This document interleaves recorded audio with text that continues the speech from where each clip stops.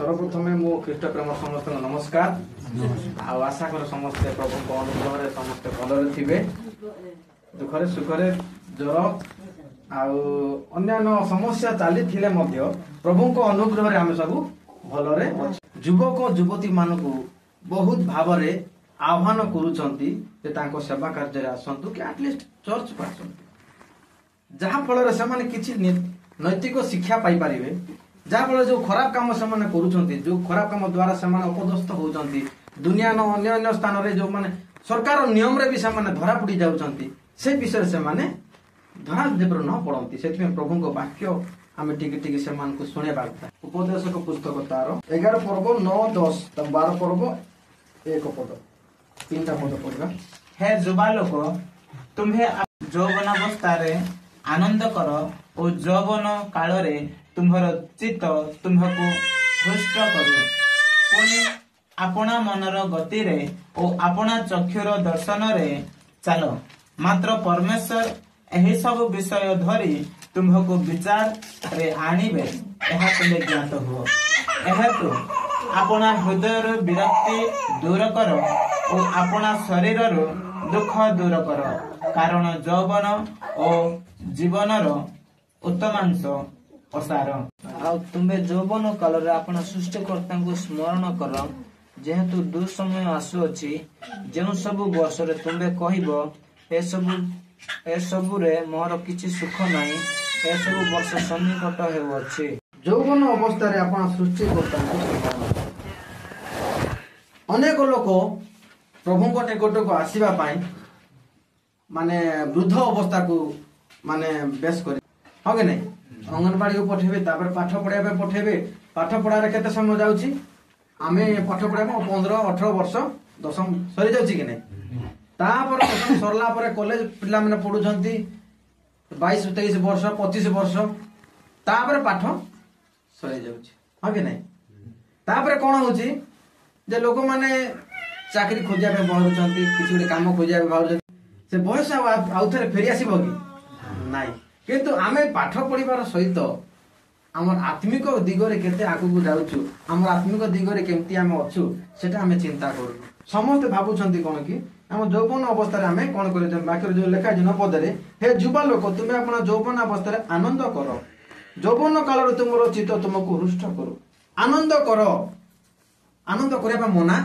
नाही यौवन काल रे तुमे आनंद करो आ यौवन काल रे तुमरो चित्त तुमको हृष्ट करू तमे खुशी रे तमे काम करि चालो जहा करूच खुशी रे कर किंतु कोन वाक्य रे पुनी लेखा जाउची पुनी त आपन मनर गति रे ओ आपन चक्षुर दर्शन रे चालो तुम मन जहा कहूची ता कर चक्षु जहा देखुची ताहा देखो हालेलुया हालेलुया किंतु गुटे कोन मात्र परमेश्वर ए सब विषय धरी तुमको विचार रे आनिबे आहा तुमे ज्ञान यौवन काल रे जहा भी करूछु हमर मन खुशी रे भी जहा करूछु थरे चिंता करिवार अछि ए जिंस करिवार द्वारा मो प्रभु को खुशी करूछि कि मां कर साक्षर मो सुनिथिली तांको पो जेल रे अछि कोनोसी ना कोनोसी खराब काम कोले ही जेल को गुटे लोक जाय किंतु बाकी हमें देखलु गीत संगे हम 30 जो पाठ कलु प्रभु ले कहउछंती जे प्रभु को क्रोध क्षण काल स्थायी कम समय पाई से क्रोध करि थांती तांको अनुग्रह अछि यदि सेही अवस्था रे मध्ये हम जेल रे थिबा अवस्था रे मध्ये यदि अनुताप करूछु प्रभु सेठु मते उद्धार करिया पई सक्षम हालेलुया हम बाइबल रे देखिबा जे प्रभु युवक मान को विशेष भाव रे व्यवहार कर जेंती हम देखबो अब्राहम को बयस रे डाकिले से युवक अवस्था रे थिले तांको कहले चलो किंतु आजि काली युवक माने को अवस्था रे अछन आजि काली युवक माने से वाक्य सुनिबा अवस्था रे अछन प्रभुଙ୍କର वाक्य सुनिबा अवस्था रे अछन मु अनेक युवक युवती मान को देखुची पुड़िया बीड़ी सिगारेट मद ए सब विषय रे से माने वाक्य लेखा जाय जे कोन कि यौवन काल रे तुमरो चित्त तुमको हृष्ट करू तुमरो मन तुमको खुशी करू किंतु से माने कोन भाबुछंती जो ए जो मन खुशी करिवाटा हमको मद रे मिलुची मन खुशी करिवाटा हमको पुड़िया खाइबार मिलुची आ मन खुशी करिवाटा हमको माने स्टाइल बाइक रे बुलिबा पई सेठी बुलिबा पई मन खुशी ହାଲେଲୁୟା। କିନ୍ତୁ କଣ ଲେଖା ଯାଉଛି, କାରଣ 10 ପଦର ଲାଷ୍ଟ ଲେଖା ଯାଉଛି, କାରଣ ଯୌବନ ଓ ଜୀବନର ଉତ୍ତମାଂଶ ଅସାର। ହାଲେଲୁୟା। ଏସବୁ ଅସାର କ୍ଷଣକାଳ ସ୍ଥାୟୀ, କିଛି ସମୟ ପାଇଁ। କାହିଁକି ନା ଯୌବନ କମ ସମୟ ପାଇଁ, ହଁ କି ନାଇଁ? ଆମେ ଜାଣିପାରୁଛେ ଯେ ଏଇ ଯୋଉ ମୁଁ ଥଟା ମଜାରେ ଯୋଉ ଜୀବନକୁ ଉଡଉଥିଲି, ଏଇ ଥଟା ମଜାରେ ଯୋଉ ମୁଁ ମାନେ ବୁଲୁଥିଲି, ଏଇଟା ଠିକ ନୁହଁ। Hallelujah hallelujah. କିନ୍ତୁ ଯୋଉ ସମୟରେ ସେଟା ଜାଣିବା କଥା, ସେଇ ସମୟରେ ଯଦି ଆମେ ଜାଣି ଦେଇଛୁ, ତାହେଲେ ଆମ ଜୀବନକୁ ସଜାଡି ପାରିବା। Hallelujah hallelujah.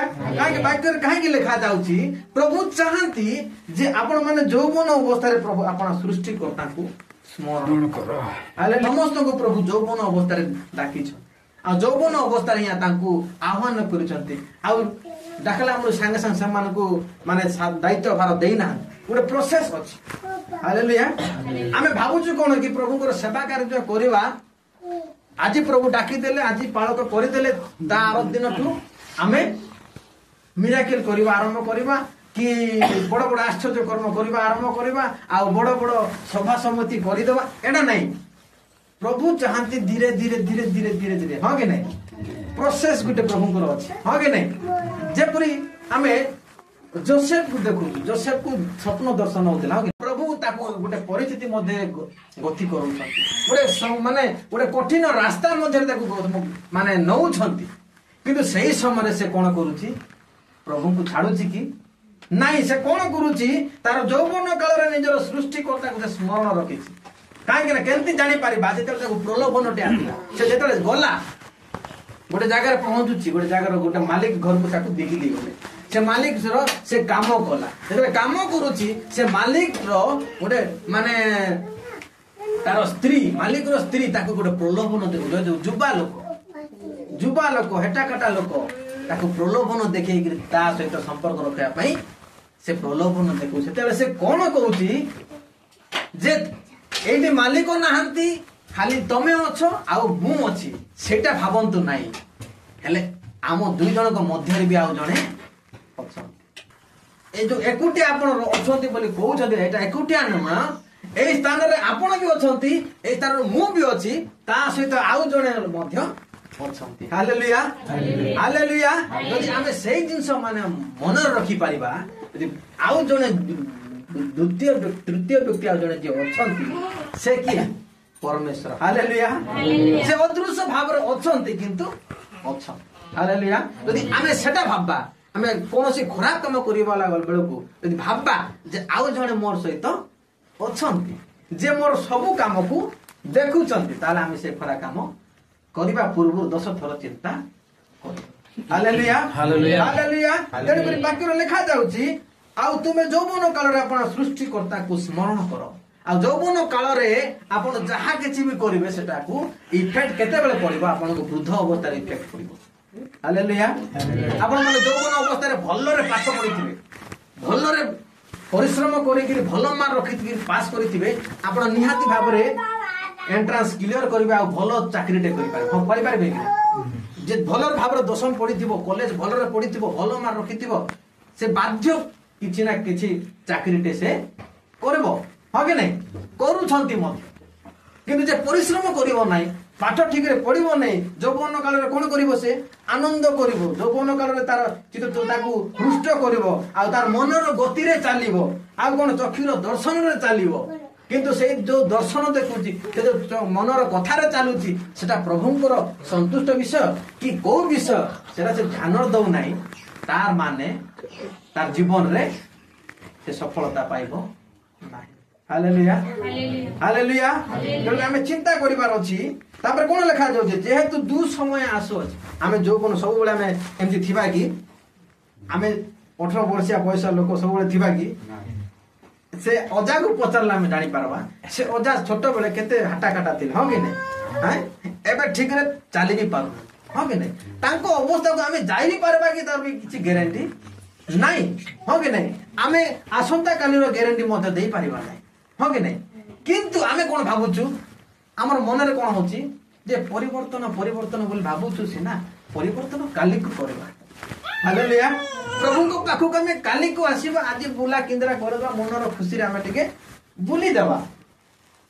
मन जहाँ चाहूँ ताहा टिके करिदेबा जेंति माने अन्य विजाति लोक माने जेंति कहती खाओ पिओ ऐश करो आउ टेंशन फ्री हाँ कि नहीं यही जो रीतिनीति आम जो जगतर रीतिनीति आम चलीचु से आम टिके चिंता करवा कहीं ना जेहेतु दुसमय आसुअछि आगु को खराब समय आसुअछि आमे जदि घियो को काढ़ीबा सीधा आंगुठ जदि कढ़ा न गला आमे केंति करू से घियो को आंगुठ को बंका करी करी काढुछु कि नहीं सीधा आंगुठ जदि से घियोटा काढ़ी हला नहीं प्रभु बंका भी करी जानी छंती हालेलुया हालेलुया हालेलुया जदि आमे सीधा कथा जदि तांको पाखो को जीवा नहीं प्रभु बांके करी भी हमको आनिबाटा जानी छु किंतु आमे जानी पारु ना हमर जौवन अवस्था रे जो खराब काम माने करिछु सेही रो फल प्रभु हमको वृद्ध अवस्था रे देबे हमर परिणत अवस्था जो समय हमर जौवन आउ नहीं जो समय कोन आगो को समय देखला हम जानी पारबा जे सब ए सब रे मोर किछि सुख नाही बोली बापा जे सब वर्ष तुमे कहबो ए सब रे मोर किछि सुख नाही से सब वर्ष सनी तार अर्थ पिला को शासन कर पिला को शासन करिवार अछि आ हमें कोन पई छोट बेले शासन करि पारनु बोली करे पिलाटा केते बेले जेते बेले से 12-13 वर्ष होला पर पिला बुझबो कि जो पिला 10-12 वर्ष भीतर बुझिला नाही से 12-13 वर्ष रे से बुझिबो बा नाही बुझै पारबो से मन आपन कथा मानबे भी नाही सेमान को माइंड सेंते हे जाई सेमान को माइंड एटीट्यूड सेंते हे जाई जे से माने मानिबे ही नाही तेने करी जो समय पिला मानुची सही समय तमे ताक शासन रे रखो हालेलुया हालेलुया एमिति शासन करो ना से मरि जाबा नाही ताको शासन मध्य करो ताको प्रेम मध्य करो जा फल रे से प्रभु को लाइन राशि पारबो काहे ना आजकल अनेक युवक युवती माने काहे कि चोट आसुना काहे ना तांको आनंद मध्य लागो हां वाक्य सुनिबा पई आनंद लागो नाही आ कोन होची तांकर मनर गतिर काम सेटा नु वाक्य सुनिबाटा आ प्रभुଙ୍କର गीत गाइबाटा तांकर मनर चक्षुर दर्शन रे बे मान भलो लागो नै देखबा लागि भल लागो नै सुनबा लागि भलो लागो नै काई शैतान अंध करि हम वाक्य रे देखले जानबा जे जगतर अधिपति सेमानकर कान को बंद करि दे जा फल सेमन उत्तम विषय सुनिया पई मन बळेबे नाही एबे जौवन अछि हमें खाइबा पीबा ऐश करबा जहाँ भी करि पारिबा किंतु एमिति मध्य समय आसीबो जो समय आमे उठी भी पारु नथिबा आमे चाली भी पारु नथिबा हमर अवस्था एंती दयनीय हे जबो जे आमे किछि करिवार लायक भी नथिबो किंतु सेही समय रे रहछि ज्ञानी सोलोमन सबुठ ज्ञानी तांको भलिया ज्ञानी आ पृथ्वी रे के हेई नांती कि हेबे नै एई वरदान प्रभु ताको देइछि हालेलुया सेही ज्ञानी सोलोमन सबु विषय लेखला पर हितोपदेश लेखला ता उपदेश कर एई कथा लिखुचंती जे सारा दुनिया रे जे कोनोसी जिंस अछि धन संपत्ति जहा भी अछि सबु असार सार कथा एई सबु सुना जाई अछि परमेश्वर को भय करो ओ ताहांकर आज्ञा सब पालन करो कारण एहा ही मनुष्यर पूर्ण कर्तव्य हालेलुया हालेलुया हालेलुया हालेलुया आमे सेहा करूछु आमे जदि सेहा करूछु ताले आहुरी मध्य करिया पे चेष्टा वाक्य लेखा जाए धार्मिक लोक 7 थर पड़िले मध्य पुनर्बार उठिबो काहे उठिबो परमेश्वर ताकू सहाय्य करिवे हालेलुया किंतु दुष्ट लोक थरे पड़ला माने पड़िबो नाही किंतु थरे पड़ला माने किंतु जगतर अवस्था एमिति हे जाउछि नहंको समय बळे हे जाउछि आगामी समय नहंको समय जे प्रकार लोक माने थिले परमेश्वर माने भय विहीन जीवन परमेश्वर नाहांती भले किंतु परमेश्वर जणे अछंती जे समस्त विषयर विचार आमको जतकी निरूपित प्रभु करिछथि जतकी वर्ष ए जगत रहबा भली करी